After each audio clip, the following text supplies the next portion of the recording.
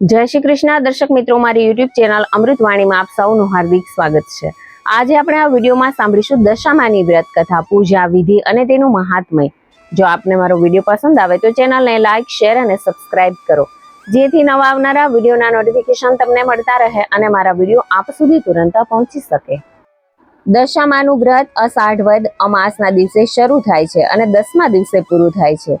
આ વ્રત કરનારે સવારે નાહી ધોઈ વાર્તા સાંભળવી અને 10 દિવસ સુધી નકોરડા ઉપવાસ કરવા, માટીની સાંઢળી બનાવીને તેનું પૂજન કરવું, 10મે દિવસે સાંઢળી જળમાં પધરાવવી, 5 વર્ષ પૂરા થયે વ્રતનું ઉજવણું કરવું, 1 રૂપાની સાંઢળી બનાવીને તેને સુપાત્ર બ્રાહ્મણને દાનમાં આપવી।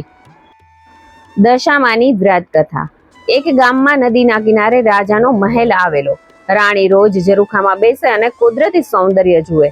એક દિવસે નદીમાં નાહવા ઘણી સ્ત્રીઓ આવી। આ બધી સ્ત્રીઓ શા માટે આવી છે તે જાણવા રાણીએ દાસીને પૂછ્યું તો દાસી બોલી કે આજે અષાઢ વદ અમાસનો દિવસ છે, આજે દિવાસાનો તહેવાર છે, આ સ્ત્રીઓ દશામાનું વ્રત કરે છે તેથી નાહવા આવી છે। રાણી તો દોડીને કિનારે એક સ્ત્રી પાસે ગઈ અને બોલી કે બહેન, મારે દશામાનું વ્રત કરવું છે।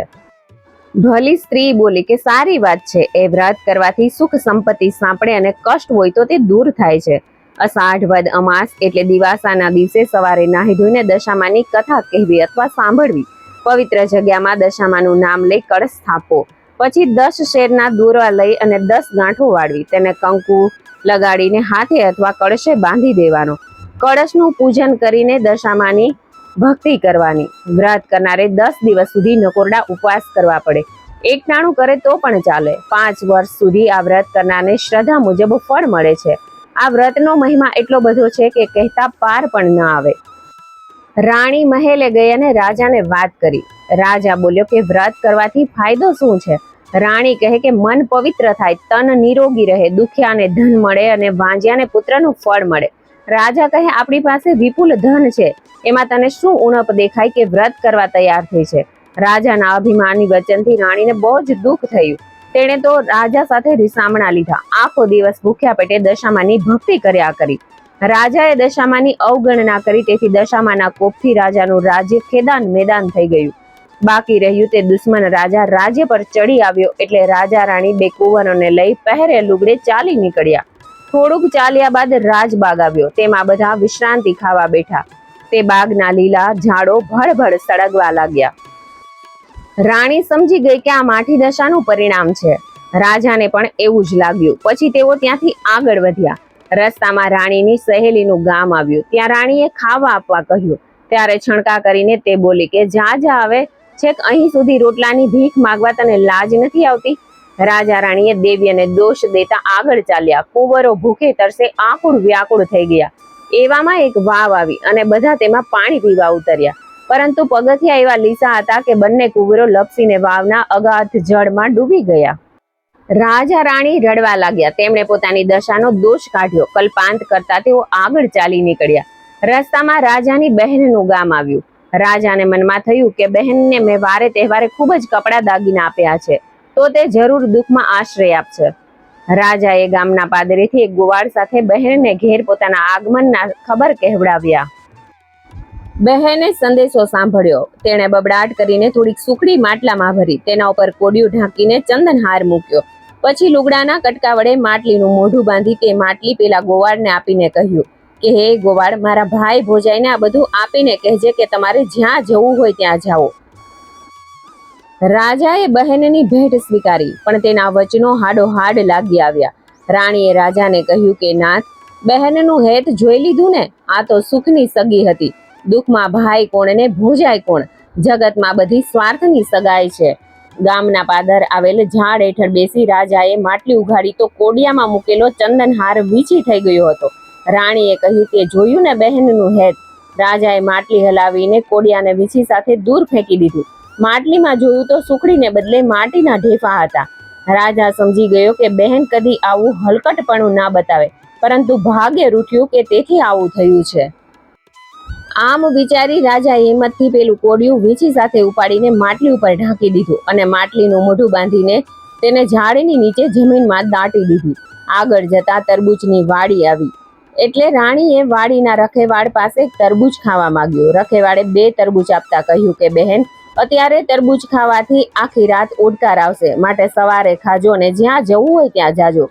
આમ કહી રખેવાળે વાડીના દરવાજા બહાર 2 ખાટલા ઢાળ્યા. એકમાં રાણી સૂતી અને બીજામાં રાજા સૂતો. પહેલા 2 તરબૂચ રાજાએ ખાટલામાં જ રાખ્યા હતા.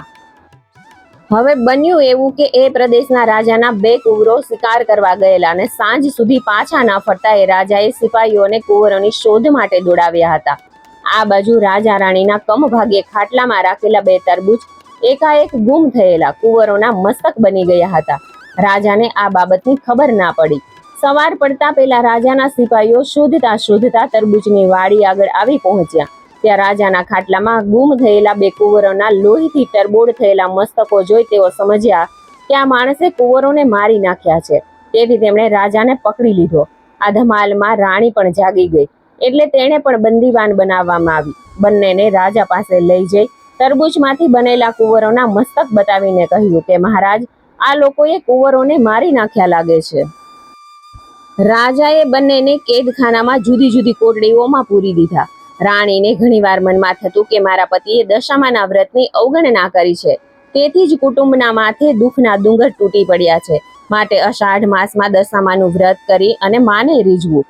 શ્રાવણ મહિનો બેસવાના 1 દિવસ પહેલા રાણીએ કેદખાનાના ઉપરીઓને કહ્યું કે ભાઈ, આવતીકાલે દિવાસાનો દિવસ છે. હું દિવાસાના દિવસે દશામાનું વ્રત કરું છું, માટે વ્રત કરવા દેશો તો તમારું ભલું થશે. ભલા ઉપરીએ ધર્મના કામમાં ના પાડી નહીં અને જોઈતી સામગ્રી લાવી આપવાનું વચન આપ્યું. દિવાસાના દિવસે સવારે નાહીને રાણીએ 10 શેરનો દોરો લઈ તેને 10 ગાંઠો વાળીને કંકુ લગાડ્યું. પછી માનું નામ લઈ કળશની સ્થાપના કરી તે દોરાના કળશે બાંધી દીધો અને પછી કળશનું પૂજન કરી આખો દિવસ દશામાની ભક્તિ કરીને ભૂખ્યા પેટે સૂઈ ગઈ. આવી રીતે 10 દિવસ નકોરડા ઉપવાસ કરીને રાણીએ વ્રત પૂરું કર્યું.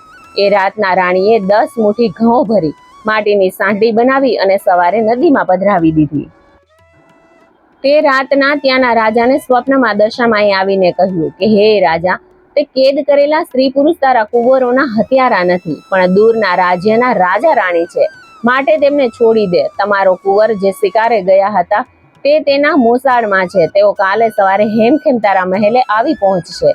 તે જે લોહી નીતરતા મસ્તકો જોયા હતા તે માયાવી મસ્તકો હતા, એટલા માટે શોક ન કરીશ. સ્વપ્ન પૂરું થયું ને રાજા તો જાગી ગયો. તેને ઊંઘ આવી નહીં. સવાર પડતા જ તે ગુમ થયેલા 2 કુંવરો મારતે ઘોડે મહેલે આવી પહોંચ્યા. રાજા કુંવરોને ભેટી પડ્યો અને આખા મહેલમાં આનંદ છવાઈ ગયો. પછી તે રાજાએ પેલા બંદીવાન રાજા રાણીને માન સહિત મહેલે બોલાવી તેને આવકારી જમાડીને કહ્યું કે ક્ષમા કરજો, તમે નિર્દોષ છો. મારા કુંવરો જીવતા છે અને આખરે તે મહેલે આવી ગયા છે. મને લાગે છે કે કોઈ દેવીનો કોપ તમારા ઉપર ઉતર્યો છે, તેથી તમારી દુર્દશા થઈ છે. હવે દશા પલટાઈ છે એવું લાગતા રાજા રાણી પાછા પોતાના રાજ્યનગર તરફ નીકળી પડ્યા. રસ્તામાં રાજાની બહેનના ગામનું પાદર આવ્યું, એટલે રાજાએ અગાઉ ઝાડ નીચે દાટી દીધેલી માટલી કાઢી અને મોઢે બાંધેલું કપડું છોડ્યું તો માટલીમાં સુખડી ભરેલી હતી અને બંનેએ ખાધી. પછી રાણીએ કહ્યું, નાથ, હવે આપણી વેળા વળી છે, માટે ધીમે ધીમે સર્વ સારાવાના થશે. આગળ જતા પેલી વાવ આવી. આવતી વખતે દશામાએ વાવમાંથી બંને કુંવરોને અદ્રશ્ય રીતે ઉઠાવી લીધા. તે રાજા રાણીને પાછા સોંપવા દશામાં ડોસી બની બંને કુંવરોને આંગળીએ વળગાડીને રાજા રાણી પાસે આવીને કહેવા લાગ્યા કે હે વટે માર્ગુઓ, આ કોઈના રૂપાળા છોકરા ભૂલા પડ્યા છે, તો તમે તેમને લઈ જાઓ. રાજા રાણીએ પોતાના કુંવરોને ઓળખી ગયા. ચતુર રાણી દશામાને ઓળખી ગઈ. દશામાએ કહ્યું કે તારા પતિએ મારા વ્રતની અવગણના કરી, તેથી તમારી માઠી દશા બેઠી હતી. મારા વ્રતનું તમને પારખું થઈ ગયું છે, એટલે તમે મારા વ્રતનો મહિમા સર્વને સમજાવજો. વ્રત કરનાર જરૂર સુખી થશે. રાજા રાણી અને કુંવરોએ દશામાને નમન કર્યું અને તે આશીર્વાદ આપીને અંતર્ધ્યાન થઈ ગયા. આગળ ચાલતા રાણીની સહેલીનું ગામ આવ્યું તો સહેલીએ બધાને આવકાર આપ્યો અને થોડા દિવસ પોતાના ઘર રોકાઈ જવા ભાવપૂર્વક કહ્યું. રાણી બોલી કે બહેન, હવે અમારી દશા સુધરી ગઈ છે. ખરાબ દશા હતી ત્યારે મને ભિખારણ કહી હતી, માટે બહેન તારે ત્યાં અમે કંગાળ શોભીએ નહીં. ત્યાંથી નીકળી બધા રાજબાગ આગળ આવ્યા તો બાગમાં બધા ઝાડો સુકાઈ ગયેલા હતા. તે ઠેર ઠેર સુકાઈને ખરી પડેલા પાંદડાના ઢગલા પડ્યા હતા. પણ બધા બાગમાં દાખલ થયા તો તે સાથે જ બાગ લીલોછમ બની ગયો. આ જોઈ રાણીએ રાજાને કહ્યું, જોયું ને, આપણી દશા ફરી, એટલે આપણે જ્યાં જઈએ છીએ ત્યાં વધાવી લેવામાં આવે છે. માળીએ આખા ગામમાં સમાચાર ફેલાવ્યા. એટલે પ્રજામાં હર્ષ વ્યાપી ગયો અને બધા બાગ આગળ આવ્યા. દુશ્મન રાજા જેણે આ રાજાનું રાજ્ય પચાવી પાડ્યું હતું તે આ રાજ્યનો કબજો લીધા પછી બહુ હેરાન પરેશાન થઈ ગયો હતો. તેથી તે અસલ રાજાને રાજ્ય પાછું સોંપવા માંગતો હતો. તે પણ ખબર મળતા રસાલા સાથે રાજબાગ આવ્યો અને પોતાની ભૂલ કબૂલ કરીને રાજાને તેનું રાજ્ય સંભાળી લેવા કહ્યું. લોકોએ હર્ષનાદથી રાજાની વિનંતીને સ્વીકારી લીધી. પછી રાજા રાણી અને કુંવરો વાજતે ગાજતે મહેલે ગયા અને અસલ રાજાએ બધો વહીવટ સંભાળી લીધો. દશામાના પ્રતાપથી રાજા રાણી પાછા સુખમાં રહેવા લાગ્યા. રાણી દર વર્ષે દિવાસાના દિવસે દશામાનું વ્રત શરૂ કરતી અને 10 દિવસ સુધી નકોરડા ઉપવાસ કરી માટીની સાંઠળી જળમાં પધરાવી વ્રતની પૂર્ણાહુતિ કરતી. આવી રીતે 5 વર્ષ રાણીએ દશામાનું વ્રત કર્યું. 5 વર્ષે વ્રતની પૂર્ણાહુતિ થતા રાણીએ વ્રતનું ઉજવણું કર્યું. તેમાં ઘણા બ્રાહ્મણોને જમાડ્યા. પછી એક રૂપાની સાંઠળી બનાવી અને રાખી હતી. તે ગામના મોટા પંડિતને દાનમાં આપી અને તેના આશીર્વાદ મેળવ્યા. હે દશામાં, જેવી રીતે તમે રાજા રાણીની દશા વાળી તેવી રીતે તમારું વ્રત કરનાર, તમારી કથા વાંચનાર અને સાંભળનારની દશા વાળજો અને સર્વનું કલ્યાણ કરજો. બોલો દશામાની જય.